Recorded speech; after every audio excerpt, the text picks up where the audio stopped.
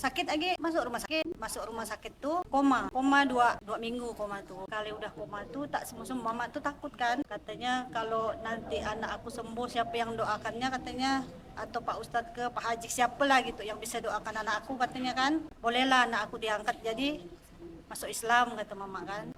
Ada Ustadz yang doain di rumah sakit tuh sembuh, besoknya tuh langsung sadar gitu kan. Tapi dalam mimpi tuh, dalam koma tuh, artinya kayak tuntunan berjalan tuh sama Ustadz, pokoknya yang kita ikutin tuh Ustadz semua gitu kan. Dalam mimpi tuh kita berjalannya sama Ustadz, sekali pas mau sadar kayak ada pintu terang gitu kan. Kata Pak Ustadz tadi tuh, kamu belum saatnya masuk di sini, katanya. Terus kita udah masuk Islam di Pontianak, enggak tinggal di kampung kan, tempat kerja. Tapi saya tuh enggak bisa, namanya kalau ada orang yang makan bab satu gitu kan, kita enggak boleh kenanya ke bekasnya tuh, enggak boleh, pasti sakit gitu. Kalau sakit kena itu kita minta air sama Pak Ustadz tuh, nanti mandi minum sembuh. Kalau enggak dikasih itu enggak sembuh. Sampai BAB tuh darah gitu. Awalnya kita kan dulu enggak punya rumah kan, udah mau dapat rumah, suami dapat musibah. Udah suami dapat musibah, keluar 1 tahun tuh kan dari tahanan tuh keluar. Udah itu kita dapat lagi, cuman sayangnya kita beli rumah tuh kredit gitu kan. Kalau kredit kalau orang Islam tuh kan riba gitu kan. Ribanya apa? Kita kreditnya ke CU. Karena tadinya kita enggak tahu CU gimana, bank gimana tuh. Jadi kalau itu rasa penyesalan tuh, kita makin sekarang udah makin dalami Islamnya tuh, didik anak kayak gini, cobaannya ke anak dapat musibah. Berarti Sebelum masuk Islam. oh, makasih ya. Kalau pandangan saya itu dulu, karena ibu di kan dari SMP, SMA kan di asrama suster. Wah, tak Bayangkan nyambung tuh, nih kalau di masuk asrama Islam nih. suster kan, tidak pernah terbayangkan namanya mau masuk Islam kan. Kalau di asrama itu kan ketat. Jam 5 udah bangun, pergi ke gereja. Jam 6, jam setengah 7 udah sarapan, pergi ke sekolah lagi. Tidak ada istilahnya kalau hari Minggu tuh tidak ada istirahat, pasti ada kerja bakti. Namanya kalau di asrama tuh paling ketat lah zaman itu kan. Makan disiplin, belajar jam 8 ting tuh harus udah belajar sama-sama semua, belajar. Tidak ada yang istilahnya itu tidak belajar. Terus Assalamualaikum warahmatullahi wabarakatuh. Ayah kita muslim, ibu kita muslimah, kita hampir tidak punya tantangan dalam mempertahankan iman. Pernahkah kita merasakan seperti yang dirasakan oleh Ammar bin Yasir, penyiksaan dan seterusnya? Bagaimana kita bisa menyelamatkan saudara kita, mu'allab, terasing, tidak punya tempat tinggal, tidak punya tempat bernaung? Alhamdulillah ada namanya Yayasan Baitul Mal Saudara Seiman.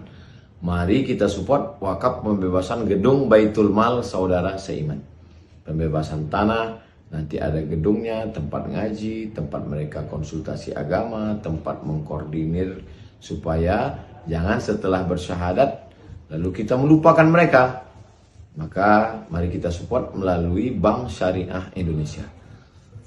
Atas nama DPD Saudara Seiman. Catat nomornya baik-baik, 44 54 54 4458. Sekali lagi 44 54 54 4458. Ma'akal tafa'amnaita, uang yang kita belikan makanan busuk, wa malabis tafa'ablaita, diberikan ke pakaian lapuk, wa masasodak tafa'amdaita, yang kita sedekahkan, itulah bekal kita untuk hari esok.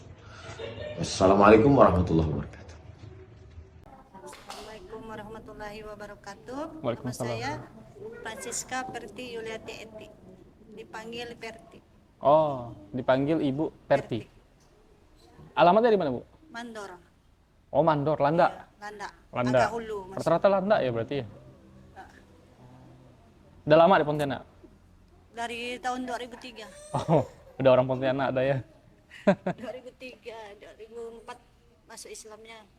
Oh, pas 2004 tuh tapi belum disahkan gitu. belum disahkan. Belum. Oh, masuk Islamnya 2004, cuman belum disahkan gitu. belum disahkan. Disahnya kapan, Bu? Disahkannya waktu tunangan mau nikah tuh. Mau nikah baru. Oh. Kalau dulu Ibu sebelum masuk Islam tuh dengan agama Islam tuh pandangan Ibu agama seperti apa Islam tuh? Memang dulu waktu SMA tuh memang suka gitu. Kawannya kan orang Islam semua. Dulu Oh. pas di Mandor kan kawannya tuh orang Islam semua. Ah, gitu. dekat kan, Bu? Ah. Jadi kita kayaknya yang surat-surat pendek tuh belajar lah sama dia gitu kan.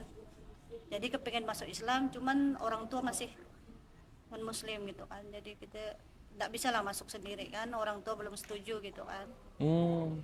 Pas kita ke Pontianak 2003-nya itu ada berapa bulan? 6 bulan sakit. Hmm. Udah sakit tuh sembuh kan, udah sembuh sakit lagi masuk rumah sakit tuh koma Oh, 4 koma ya? koma dua minggu koma tuh. 2 minggu. Sekali udah koma tuh tak sembuh, mama tuh takut kan, Hmm. katanya kalau nanti anak aku sembuh siapa yang doakannya, katanya, atau Pak Ustadz ke Pak Haji siapa lah gitu yang bisa doakan anak aku, katanya kan bolehlah anak aku diangkat jadi masuk Islam, kata mama kan. Hmm.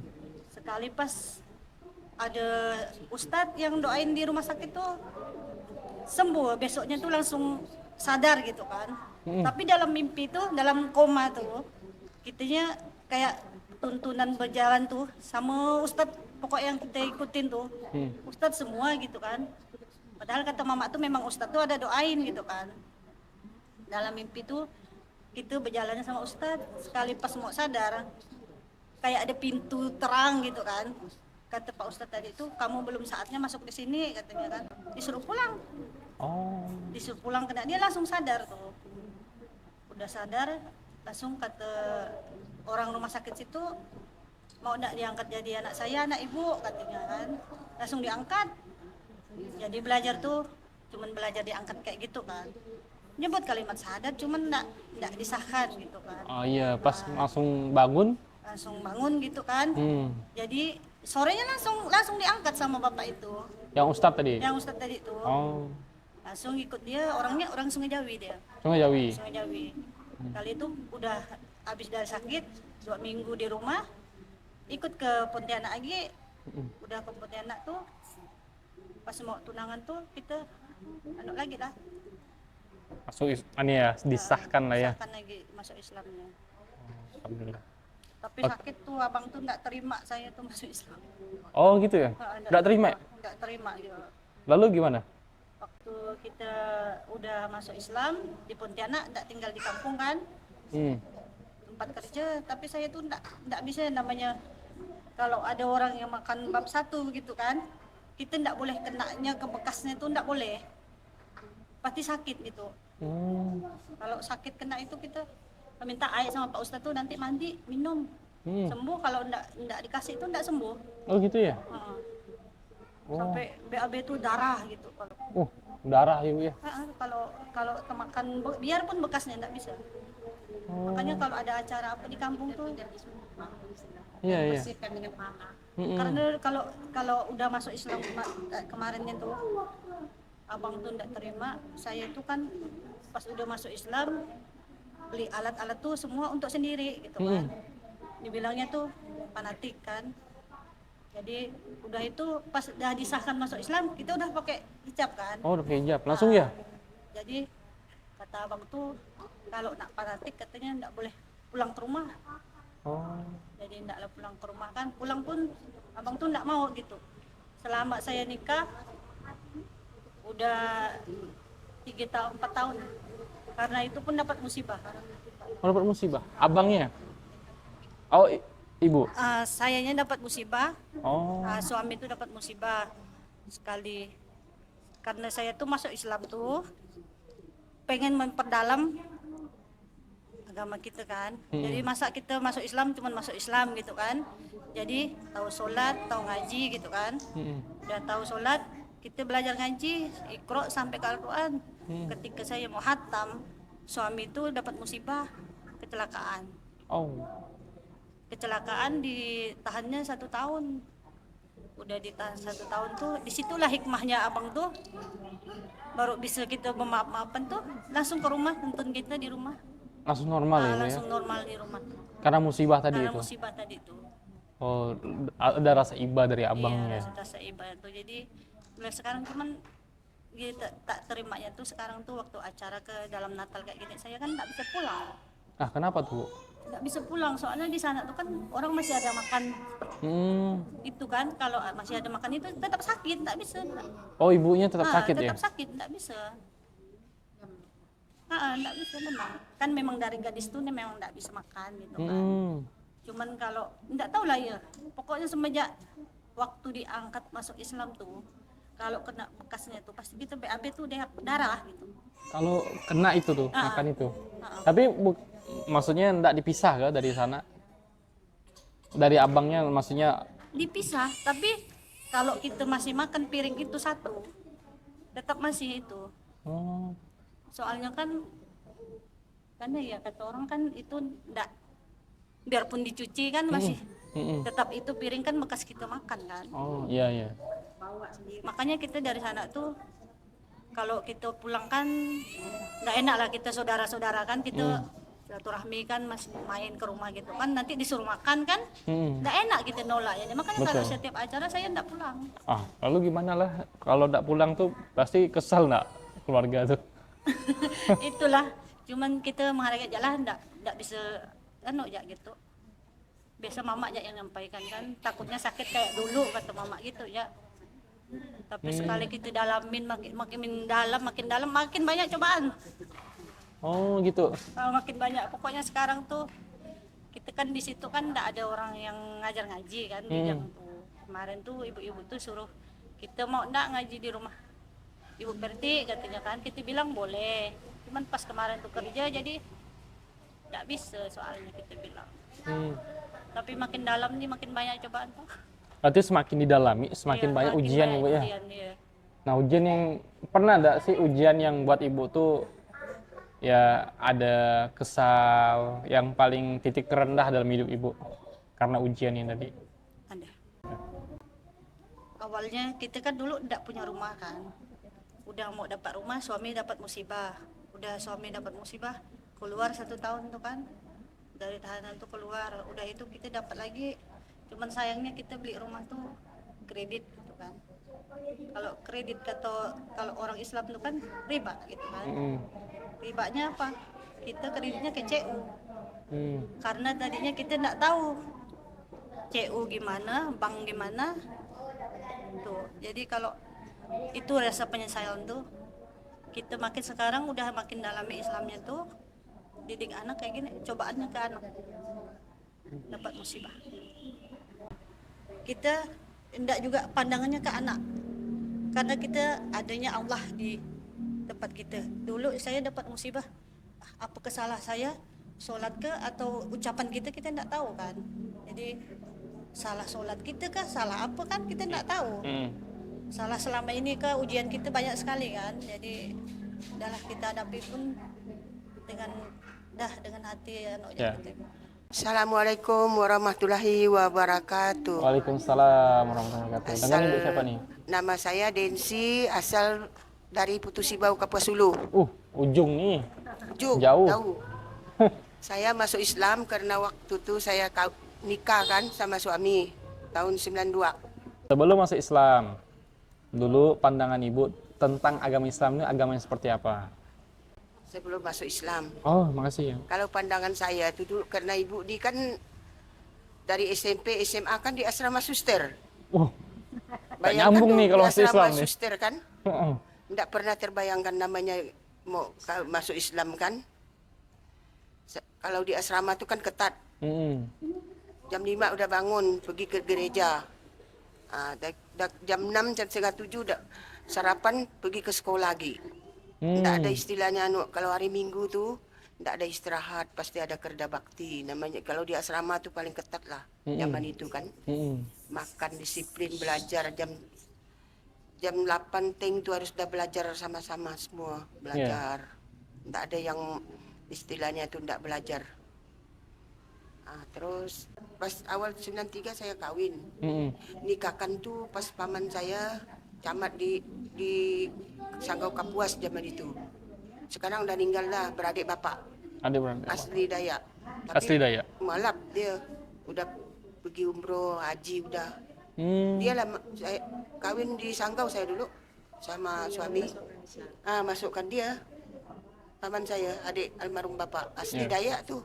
Karena istrinya kan mualaf Islam kan. Oh iya, Nah, di Sagau Kapuas tuh lah. Sanggup Kapuas ya, Bu. Ya? Setelah itu kan almarhum bapak saya ini kan seorang pendidik, kepala SD kan. Mm-mm.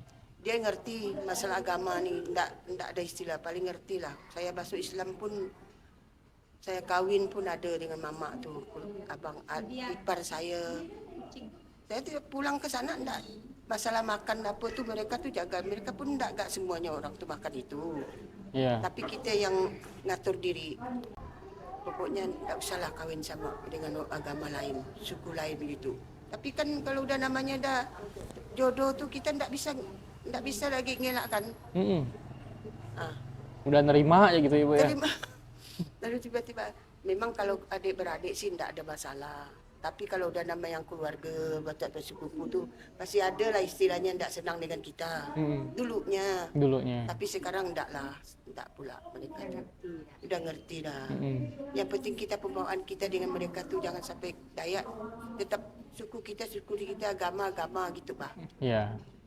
Masalah makan bisa manfaatkan. Senang mereka kalau tiap ibu balik sana tuh. Itulah ceritanya. Alhamdulillah. Sebenarnya enggak ada dari awal tuh, bayangkan dari dikurung di asrama tuh 6 tahun ibu, SMP, SMA. Sama tahu lebih ketat lagi, mungkin sama dengan pondok lah istilahnya tuh. Mm-mm. Ada waktu kita sembahyang, ada waktu kita belajar, ada waktu kita makan. Tapi taat berarti Ibu ya. Tetap taat itu waktu tuh. Tapi enggak menyesal, maksudnya pernah menyesal nggak atau enggak? Kalau baru-baru baru-baru kan Natal balik ke sana bawa budak. Tapi kalau dengar lagu-lagu Natal tuh rasa ingat gitu Pak. Biasa meniteskan air mata gitu. Pertama tuh dengar enggak lagi. Nah, awal-awal Ibu ya. pelan-pelan hilang barang di pikiran tuh. Enggak ada lagi.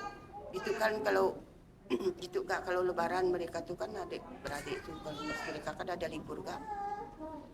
Ke rumah anak saya di seberang sana, di Kota Baru yang tempat Susi itu pergi. Ada mereka pas libur apa tuh kan, cuti bersama tuh kan pasti ada turun dari sana. Kerap kali lah istilahnya tuh. Ada masalah baru-baru sih berat rasanya. Untuk yang mualaf-mualaf, kawan-kawan yang masuk mualaf nih, belajarlah. Selagi lagi bisa kita pelajari. Saya ni masih ikro, tapi masih niat nak belajar. Yang penting niat hati tu ke depannya semoga bisalah lebih baik lagi dengan siapapun, dengan orang-orang sekeliling kita, dengan sekitar kita. Meskipun itu tidak sejalan seiring dengan aliran kita, tapi kita saling menghormati, saling menghargai. Kita tidak boleh mandang sebelah mata dengan siapapun. Dunia ini kan Tuhan yang ngatur, Allah ngasih rezeki. Semuanya Allah yang ngasih rezeki, ngatur kita. Itu je sampaikan. Alhamdulillah Bang Kakek Bunda sekalian, kita sudah bertanya kepada ibu-ibu mualaf satu persatu. Insya Allah kita dapat beberapa cerita menarik yang bisa kita bagikan kepada teman-teman semuanya.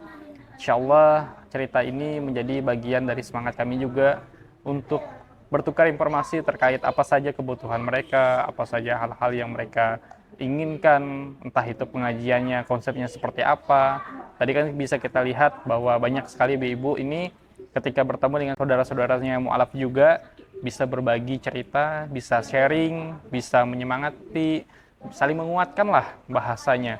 Alhamdulillah ini kita menjadi bagian dari orang-orang baik yang membantu mereka. Maka dari itu ayo sama-sama kita berdakwah di Yayasan Saudara Seiman. Insya Allah ada nomor rekening yang kami bisa bagikan, dan di sini ada link website kami. Insya Allah di situ abang kakek bunda sekalian bisa akses. Di situ ada program fundraising kami. Kemudian kalau penasaran dengan apa-apa kegiatan kami, bisa abang kakek bunda sekalian buka IG kami. Nah, IG kami juga ada di sini, dan insya Allah ada blog kami juga di website itu bisa diakses. Ada banyak program yang insya Allah kami sedang bangun. Dan ini kami dulu bergerak dari tahun 2021 sampai 2024 adalah wasilah dari pengajian mu'alaf, pengajian saudara seiman, yang dimana setiap orang mendapatkan paket hadiah terbaik ketika setelah melaksanakan pengajian. Nah, ini sempat vakum, tapi kita mau jalankan lagi. Kenapa kemarin? Karena kita fokus ke wakaf dan pondok saudara seiman. Jadi kami punya pondok pesantren